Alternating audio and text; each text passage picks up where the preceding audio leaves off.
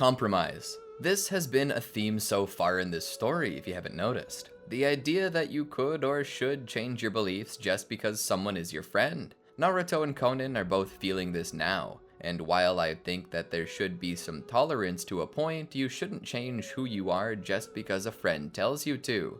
If there is something you know is right, it's your obligation to do it, even if your friend disagrees. And the same is true for the reverse. If your friend is trying to make you do something you know is wrong, you shouldn't do it. This form of compromise is often called peer pressure, in that you're pressured to change your beliefs to fit what someone else believes, even if you know it's wrong. And the longer you drift this way, eventually you'll turn around and realize that you're nowhere near the shore. Who you are and where you started, the purity of your ideals, all of it is beyond the endless horizon of compromise. Sometimes the hardest thing a person can do is stand up for themselves. We have to stay true to ourselves. Maybe our code isn't what everyone else believes, and because of that, we won't stand against them in an aggressive way. But we also won't stand down and let our beliefs be trampled on. We are merely supposed to stand up. Stand up for what we believe. Stand up for ourselves. Uncompromising on the issues we find important. There's an old saying that in any such argument, there is a hill you will die on. This phrase means that there's a certain belief you hold that you'll never give up on or compromise on, regardless of what consequences your friends and those around may impose upon you. This is a trait known as integrity. Sometimes you'll suffer for those beliefs. Your friends may disregard you, others may despise you, but if they were so willing to drop you because you won't compromise your moral code, were they ever truly friends to begin with? It's important to me not only to entertain you, but to see how our viewers grow. We're all shinobi in this world, and each one of us has a nindo that we must follow. The world can be a depressing place, as Nagato often views it. But if we keep our inner Yahiko alive, our inner Naruto, we can change the world for the better. And maybe, just maybe, one day we'll find peace. Welcome to the Amagi. Before we begin, we publish a new video every day, so be sure to subscribe to our channel and ring the bell to get notified about our latest videos. We've also noticed that a lot of folks who do watch our videos aren't subscribed to the channel. We get it. YouTube is very good at getting you the stuff that you want to watch. But if you want to make sure that you never miss a video, and if you want to support us, make sure you hit that subscribe button. Thanks so much. The Amagi's reach stretches beyond just this channel, so if you're a fan of us, please consider subscribing to our other channels and following us on all of our social media. Help us reach our goal of passing 100,000 followers on all of our accounts by the end of the year. Naruto threw his head over the balcony and vomited. He took a few quick labored breaths before doing it again. Konan came to him and put a hand on his back. "Are you okay, Naruto?" Naruto, face covered in sweat and tears, spoke. "Nagato, how could he do that?"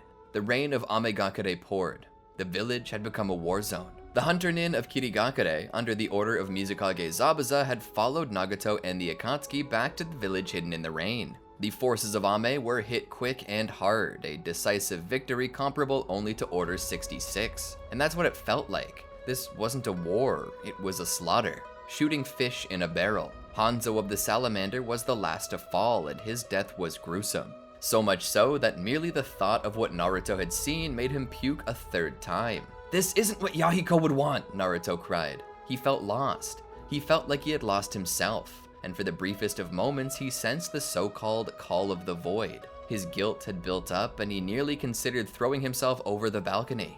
But Conan's gentle rub on his back had become a death grip on his cloak, as if she sensed the intent. Naruto reeled his emotions in. He stood and turned to face her, face twisted in tears like they had when he was but a child. "I don't know him anymore," Naruto said in a voice crossed somewhere between a whisper and a squeak. "I don't know Nagato anymore. That's not who my friend was. Nagato was the guy who cried after accidentally killing a shinobi while protecting us, and now he's killing people needlessly, cruelly, without any form of respect or reverence." Konan hugged him. "I know, but he's still our friend. He's hurting. He's in pain. We need to be there for him." Naruto wrapped his arms around her tighter. "But when he's hurting people, starting wars, I watched children die, children like we were. When is enough enough? When's it going too far?"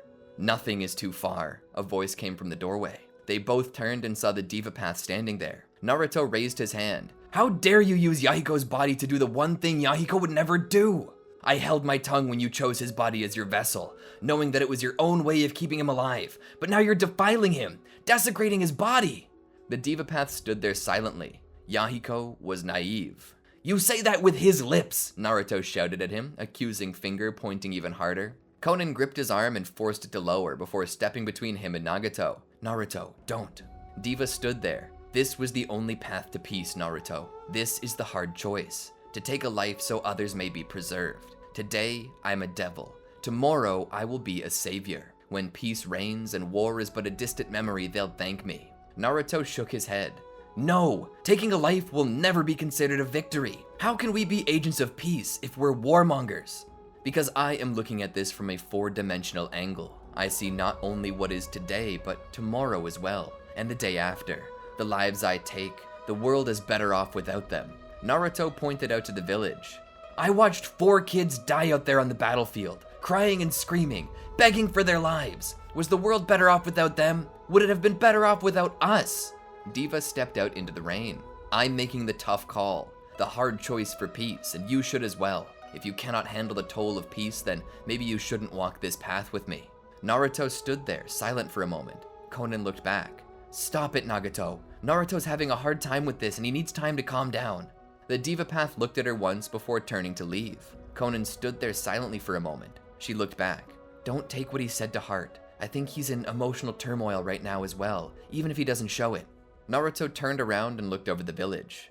Maybe he's right though. Maybe I shouldn't be walking this path anymore. Konan was startled by this. Naruto, you can't mean that. He stood there silently and looked over the village. He looked down toward the streets and felt Conan's hand cross over his, her fingers interlocking with his.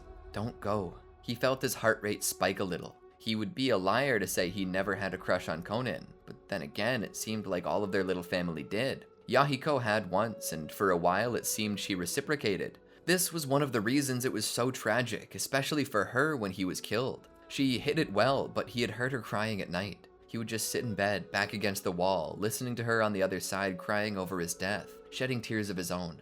Not just because Yahiko was killed, but because of how badly she was in pain from it. Nagato, for a time, had also had a crush on her, though he never said anything. And now, it was a bit too late. His heart was an empty husk, incapable of feeling anything but pain. When Yahiko died, Nagato did as well. Only the shell remained. A shell with a new creature living in it, kept alive only by its namesake.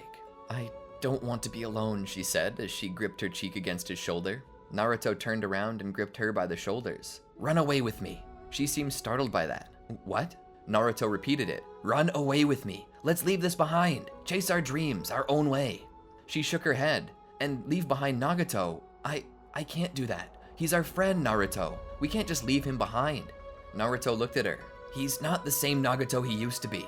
He's becoming dangerous, and I don't know if I can tolerate being subjected to what he's doing. I can't go through with it. Konan took his hand and clasped it in her own once again and pressed it to her cheek. Please, don't make me choose between my 2 friends. Naruto suddenly felt his heart roll over on him. Okay, fine. I won't leave, but I can't condone what Nagato's doing, and I can't go through with killing anymore. I'm staying for you. I'm staying for who Nagato used to be, okay? That's the only reason. She nodded and gave him a hug. Back inside the building, Nagato sat and planned. The next step was in finding Toby. What were his goals? His motivations? They took stock of everything they knew about him in an attempt to guess where he was located or what he would do next. It was then that they recalled his use of the Sharingan. It could be an implant, Konan stated. An implant he never has covered. Isn't that suicide? Naruto asked, mentioning the passive energy drain. Diva shook his head. No, I've seen him shut it off. That means he's Uchiha. Naruto looked at him. Uchiha? Diva nodded. He's Uchiha, and that means he likely has a connection with Konoha. I'd say that traveling there would be a good place to start. Naruto nodded, as did Konan. Together, Naruto and Konan made their way to Konoha alongside Pain. This was a recon mission, so under the cover of night, they launched the Animal Path in, who then used summoning to bring Naruto, Konan, and Diva into the village. The Animal Path then found a place to hide. He would be their quick exit if they ever needed to make a getaway. They began to walk through the village. They headed for the Uchiha clan's compound to search for any clues about who Obito Uchiha might be. As they walked, Konan pointed out the Hokage Rock Monument. It's just as Jiraiya said. They carved the faces of their leaders on the stone. I wonder if Jiraiya's still alive, Naruto wondered. Konan pointed. Look, the fourth Hokage. He looks just like you, Naruto. Naruto looked at the face on the rock. Huh, I wonder if there's any blood relation. Clan, maybe, Konan posited. Naruto waved it off. It doesn't really matter, I suppose. We're on mission right now. That's right, Diva said. We don't have time to get sidetracked. We ought to find the Uchiha and investigate who this Toby fellow truly is. And so they snuck their way into the compound and began to search for any clues without drawing too much suspicion. This was an issue because the Uchiha were very observant. Most of their investigation had to take place at night when most of the Uchiha were at home and asleep.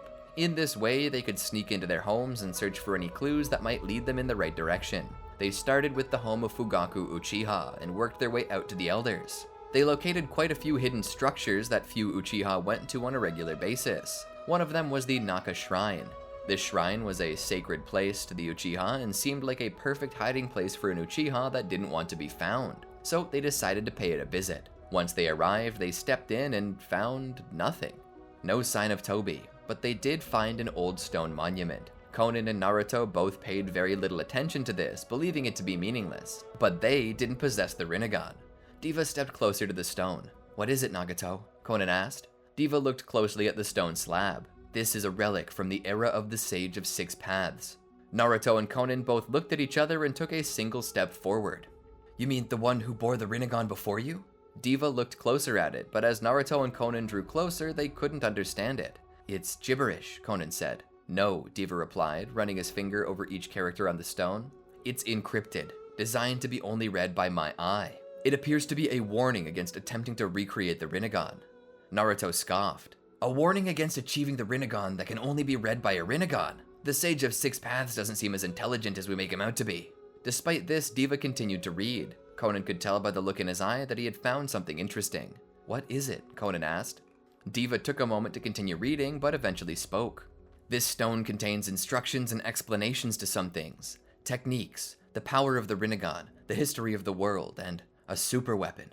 A super weapon? Naruto asked. What kind of super weapon? Diva turned back for a moment and pointed at Naruto as his gaze returned to the stone slab.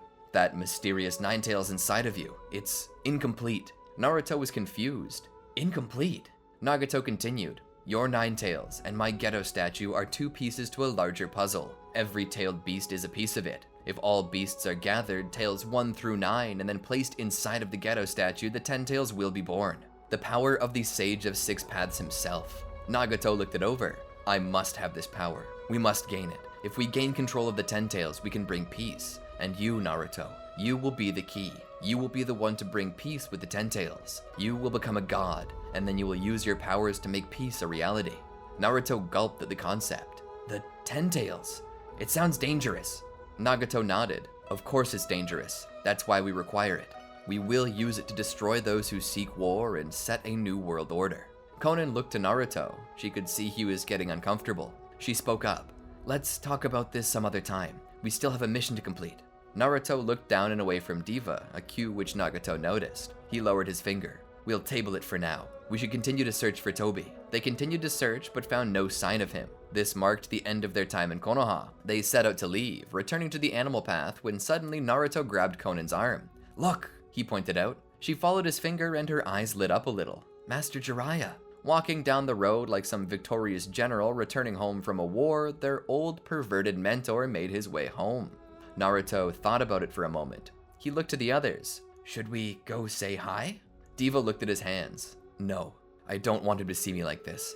Diva looked up at Naruto. If he knew Yahiko was dead and that I was injured as grievously as I am, it would ruin his day. It's best we leave him. This saddened Naruto, but he looked to Konan and recognized that she felt the same way. It was best to let sleeping dogs lie. To be able to see him happy and alive was enough to make Naruto happy, even if he couldn't interact with him. Together they made their way out. They checked on the other various sites that the Uchiha had set up, but there was no sign of Toby. Disappointed, they returned to Amagakure. Well, we can't simply sit around and do nothing. We have our opportunity to begin something new, something important. I believe we should shift our focus to that and leave Toby be until he proves himself to be a bigger threat. Nagato stated. For now, we must gather the tailed beasts. How do we plan to do that? Konan asked. We take them, Nagato said with cruel indifference. Naruto looked up at Nagato. But we can't. Some of these beasts already have hosts. If you separate them from their tailed beast, they'll die. Diva looked to Naruto for a moment before turning away and making a stride toward the throne Hanzo had left behind. He sat down upon it. A small price to pay for world peace. We'll be disarming the 5 great nations and setting up a deterrent to end the suffering of the world.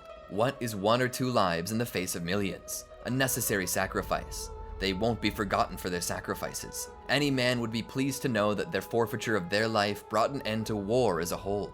Naruto was startled by what he heard. We're gonna commit more murder? Pain looked at him.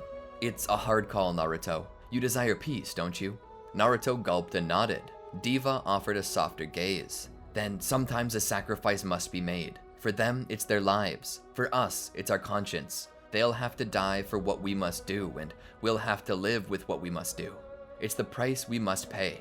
Naruto looked down and then away with a gasp of a sigh, showing that he was nearing his limit. He didn't want to do this again. Konan's sympathetic gaze met his for a time. Nagato looked to both he and she.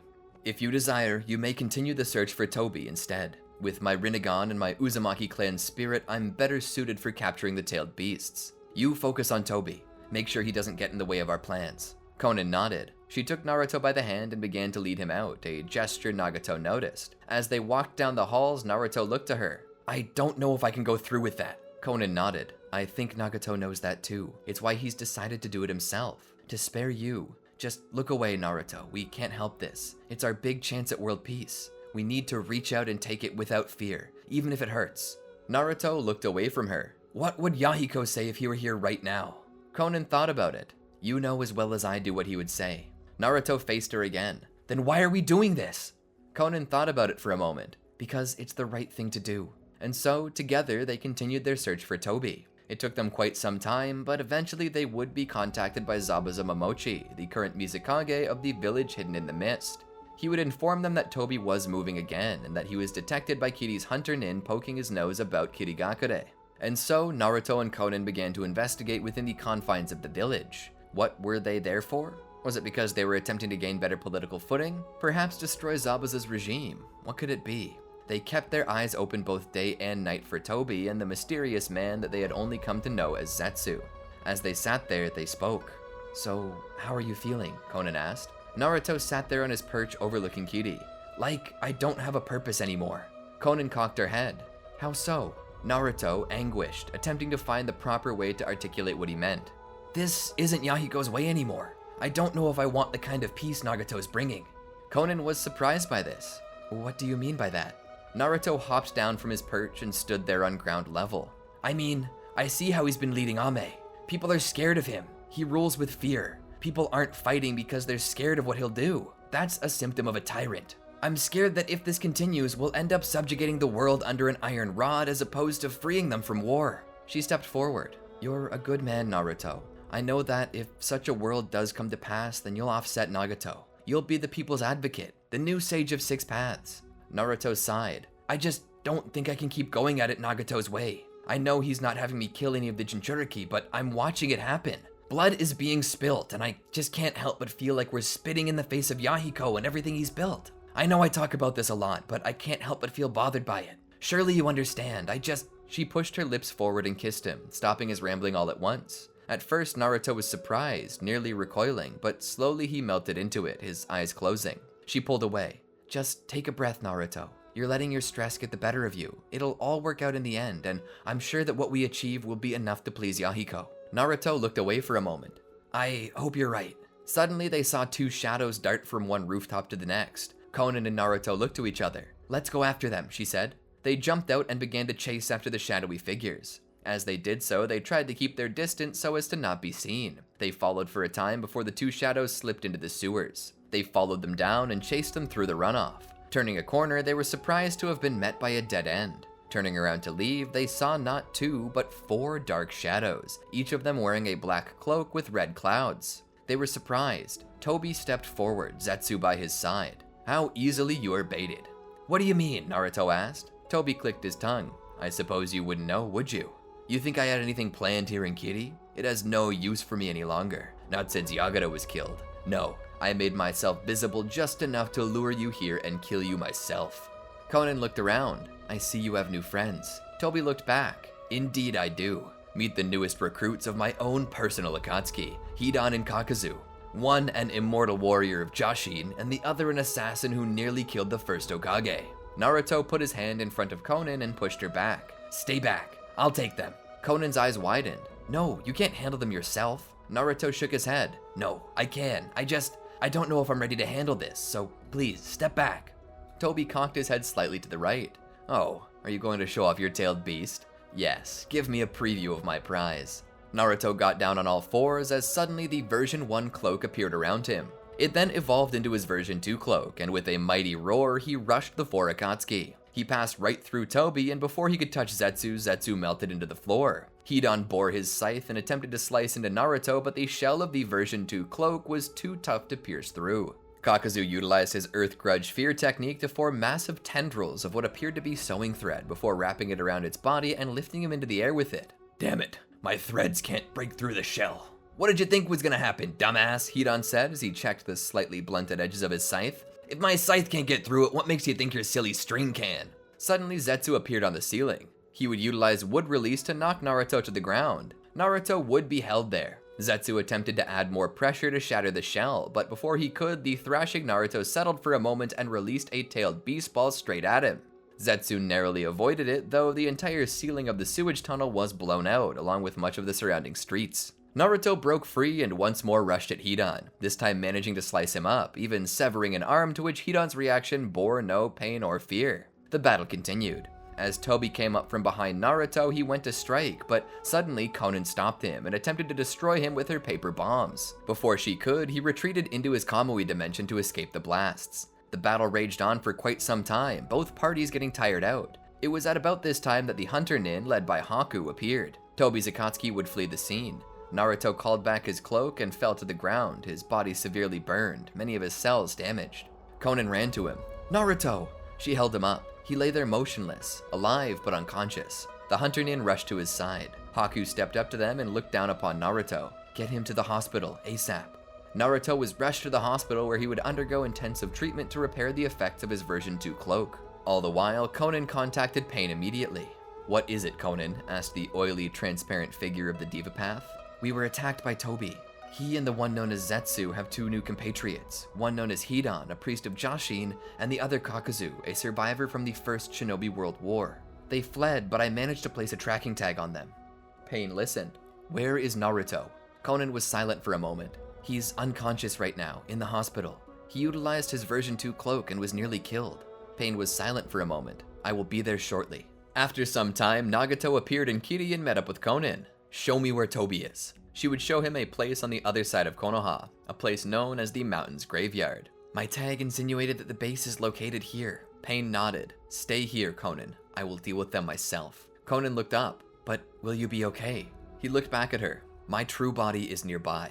Defend it. My 6 paths will strike first. She nodded. The rest of the 6 paths of pain appeared by the Diva Path. The 6 figures then infiltrated the base. At this moment, Toby was plotting with the other members of the Akatsuki. They too were planning to retrieve the tailed beasts in an attempt to reform the Ten Tails. And this meant that they would eventually need the Rinnegan, which meant that Nagato was on their hit list. But they were unaware that he was already in the building up until he and his 6 paths rolled up. Ah, seems like we're both going about the same goals then, Nagato said through Diva that was looking at the plans Toby had set up. The other members of Toby's Akatsuki began to grow defensive. However, Toby himself remained relaxed. Ah, the third 6 paths graces us with his presence. Saves us the trip back to Ame to take your eyes. And what makes you think you could ever take my eyes, Nagato asks, pulling a map from the wall and looking it over. They stood in awkward silence for a time. Nagato looked up. I've not forgiven you. Toby stands there, his eye glowing crimson from below his mask. Nagato continued. I've not forgiven you for your hand in the death of Yahiko. It's as much your fault as it is Hanzo's. More so, perhaps, as not only did you stop my people from saving us, but you killed them too. Your act was unforgivable, and I've been waiting for the moment to finally make you feel pain. Toby let off a slight chuckle. Hatred enough to match even that of an Uchiha. Perhaps your borrowed eyes still bear some of their master's will, but alas, I'll be needing them back now. Nagato smiled, then come and try to take them.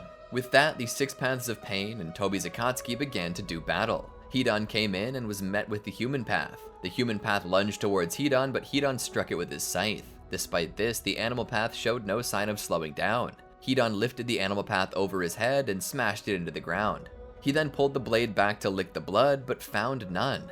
What? Toby looked back. Don't bother, it's a corpse. Hidan knew that his damage transferring techniques would be impossible on this being, but he still held the advantage. His immortality would ensure that he could not be killed and therefore could survive whatever this being had to throw at him.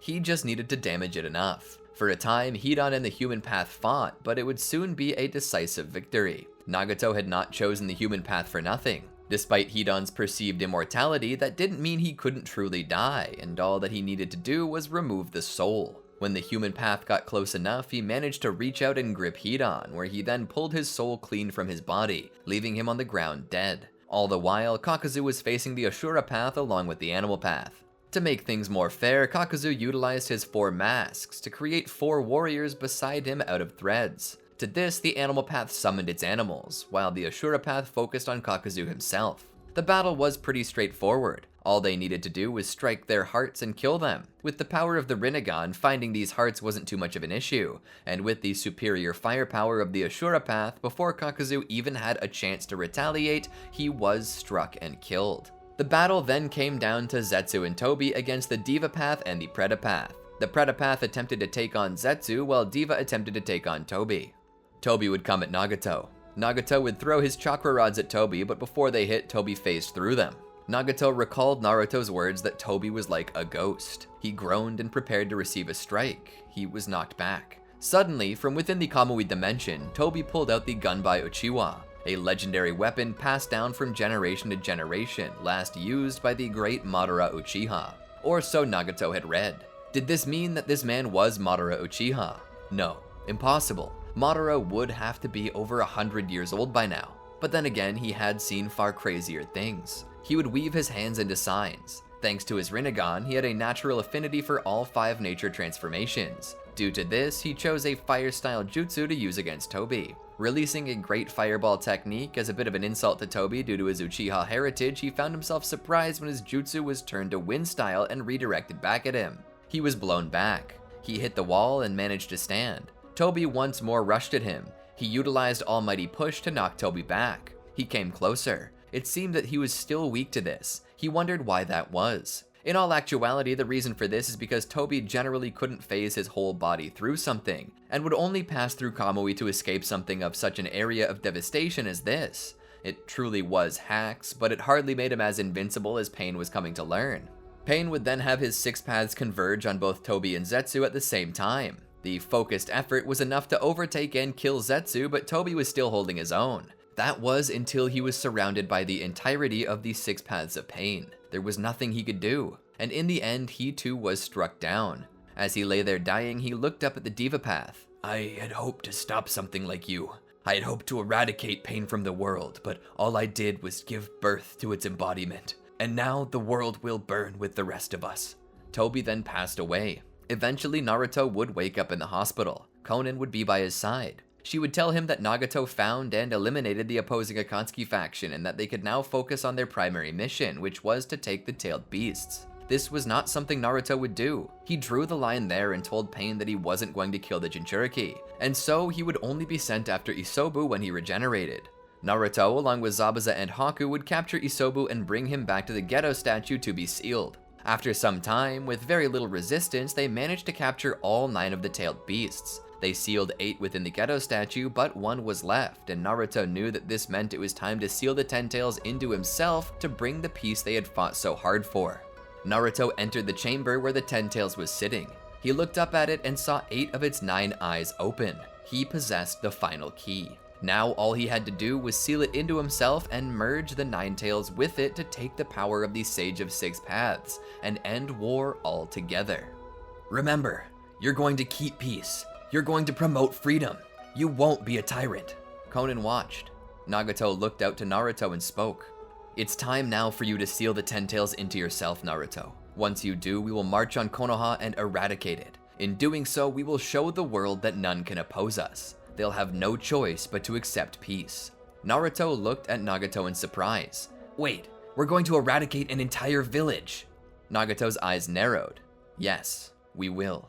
Naruto was in shock. He could hardly articulate what he wanted to say, the questions he wanted to ask. But Nagato, you told me that we would be a deterrent. The threat of our power would stop people from going to war. You said nothing about mass murder. Naruto let out a light sigh. The people will not fear a weapon they do not know truly exists. The only way for this to work is to make an example out of one of the warmongering villages, and right now the biggest is Konoha. We must prove that even a world superpower cannot stand against us. Naruto shook his head. No. Nagato raised an eyebrow. No. Naruto looked at him. No, Nagato, I won't do it. I can't. I'm drawing the line here. Nagato was awestruck by this. How can you say no? We've been working so hard for this. Peace is right there in our grasp. All we have to do is take it. Naruto cringed slightly when Nagato raised his voice at him. No, Nagato, I've made plenty of compromises since Yahiko died and you took the wheel. I am not going to kill thousands just to prove a point. Nagato wasn't sure what to do. You're a fool. You're too weak to take the chance at peace right before us. You plan to let the world suffer and rot in the throes of war just because you're too weak? How long will it be until the 4th Shinobi World War? The 5th? War will continue to come and millions will perish. And you can stop that now if you have the strength to make a hard decision. Naruto shook his head again. I won't do it, Nagato. I can't. I'm sorry. Nagato roared at him in anger and thought about it while trying to catch his breath. You have to make the hard decision. It's the only one left. We didn't come this far to gain nothing, he said. Naruto looked up. I am making the hard decision. The decision not to follow your orders. Pain looked up at Naruto. I wasn't talking to you. Suddenly, the 6 paths of pain converged on Naruto as Nagato's walker drew closer. Naruto, I always admired you, ever since we were children. You rescued me. Without you, I would be dead right now, and maybe if I were, I wouldn't have felt such pain. But now, I have the chance to do that great thing that my mother's voice told me to do. When I was denied entrance into heaven and sent back to this hell, my mother told me that I still had great things to do, and this is that great thing. Please, Naruto, take the 10 tails. Save the world. Naruto shook his head again. No, not if I have to bloody my hands with the lives of the innocent. Thousands of people will perish. I won't be the one to kill them. Nagato let out a laugh. A hysterical laugh, one that slowly devolved into tears. Why are you doing this? Why are you making me kill you? Naruto offered a slight smile. Because it's the hard choice. Nagato grit his teeth. Damn it. Damn it. Damn it! Nagato's Rinnegan widened, and from the ghetto statue, violent chains were fired. They wrapped around Naruto and lifted him into the air. If you're going to make a hard decision, then I will too. I can't afford to lose this chance.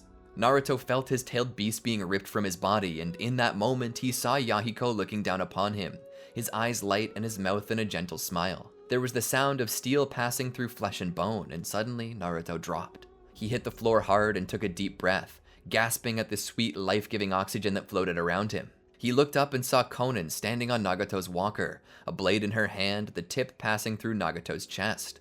Konan, what have you done? Nagato cried out. She had tears running down her cheeks as she pulled the blade out. She pulled Nagato into an embrace, her tears mingling with his. He looked to her. Why? Her eyes opened as she spoke.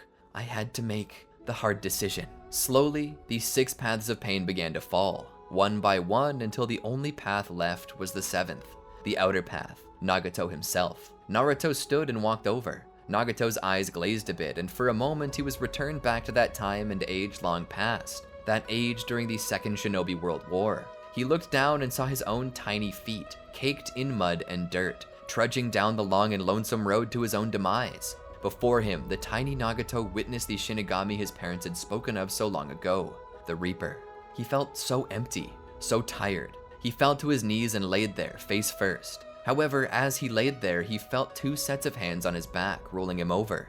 He saw 2 heads, one with yellow, the other purple. They held him up in an embrace. Their eyes possessed tears in them as they held him. I'm so sorry, Nagato, the girl with lavender hair said. She held him in her embrace, wailing uncontrollably. The other hand was gripped by the blonde boy, who also had tears running down his face. It felt like at any moment, the weak tether keeping his soul tied to his body might be released, and he might pass on to the next life. As he laid there, a 3rd boy appeared. This boy possessed orange hair. He didn't cry, however, he only smiled. Yahiko, Nagato spoke through gurgles. A hand reached down to him. Nagato raised his hand and took it, standing up, and in that moment, all pain subsided. the pain was gone. And in reality, Naruto and Konan held the lifeless body of their friend. Pain was gone. A few years pass. Naruto was out in the field tilling the land. He looked up into the sky at the sun and felt the sweltering heat. "Looks like the rain's about to come," he said, as he looked back to see Konan standing there holding a bento. "It's so rare to have a sunny day in Ame," she said. "Even if the rain returns, let's enjoy the sunshine while we can." He turned to her and took the box. "Do you have the produce ready for the market?" he asked. "Yeah, I got it done a little quicker than normal. The kids decided to help out this time." Naruto laughed. "That's a shocker." In the time since Nagato's death, Naruto and Konan had decided to focus more on the peace that they could find personally instead of worrying about the world. And in that time, they had settled down and started a little family of their own. In that time, they were blessed with 2 sons. One they named Yahiko and the other Nagato. And despite the tensions in the world still building up, something Naruto knew would eventually reach a breaking point, he knew it would be okay. It always was. It was the circle of life, and in that circle, death existed. But just as the perennial plants seem to die in the winter and resurrect in the spring, so too did humanity fall into the cold embrace of war and then rise from the ashes like a phoenix. Naruto knew that he couldn't control what others did, and even if he had gone with Nagato's plan, that wouldn't have ended suffering. True peace was something one needed to find personally. It couldn't be forced down your throat. Every man, woman, and child needed to choose it on their own, and Naruto had chosen peace. And he knew, eventually, that he wouldn't be the only one. And that's the end of the story. I hope you enjoyed it. It was a bit of a downer at the end there, but it's just something that had to happen. Nagato wouldn't give in, and neither would Naruto. At that point, Naruto had realized just how far he had drifted with his compromises, and how far Nagato had drifted as well. Having fallen from the ideals they all once shared so long ago, they found themselves lost in a sea of pain, without a life preserver. But anyway, what did you think of the video? Did you enjoy it? If so, be sure to click that like button. And what's that? You have critiques about the video? Perhaps something you want to see sometime else? Wonderful. Tell me in the comments. I love to hear from you. Anyway, I'll see you in the next video. Until then, peace out. Did you enjoy our video? Well, then be sure to check out these other great videos from the Amagi, and make sure to subscribe and ring the bell to get notified about our latest videos.